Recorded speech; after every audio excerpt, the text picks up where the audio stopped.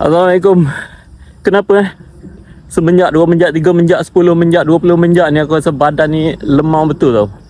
Kaki cukup berat untuk lari. Nak turun lari tu tarik sana sini, baring sana dulu, baring sini dulu, barulah boleh turun. Nak cukupkan 3 km pertama tu berzikir, berhenti kan. Aku tak tahu kenapa. Mungkin sebab hari tu aku rehat lama, sebab demam, sebab cuaca tak elok kan. Tapi itulah, bila nak mula balik ni struggle dia memang gila. Memang kena fight betul-betul, mental betul-betul kena lawan lah, InsyaAllah. So bagi aku satu je cara dia kalau nak lawan, ikut style aku lah. Lawan mental kita dulu. Lari ni bukan setakat kasut je kena mahal, baju kena mahal, jam kena mahal, tak. Bagi aku lah mental pun kena ikut kuat juga. Sebab nak fight lawan lemau tu kan, gila. Cukup malas.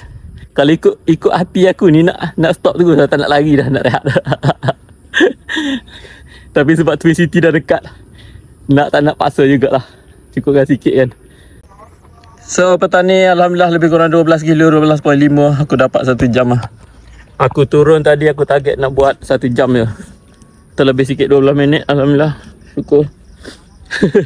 Tapi rasa nak berhenti dia tu daripada kilometer ke berapa, ke 3 lagi dia nak berhenti. 3, 4 sampailah tarik sikit-sikit kan. Sampailah cukup sekarang 1 jam 12 minit, lebih kurang 12 kilo, 12.5. Okay, tu je lah aku nak cakap petang ni. Kalau nak semangat tu balik, mental kena kuat lah. Tak ada benda lain lah, mental je. Okay, insyaAllah kita jumpa lagi. Assalamualaikum, bye. Dah penat lah.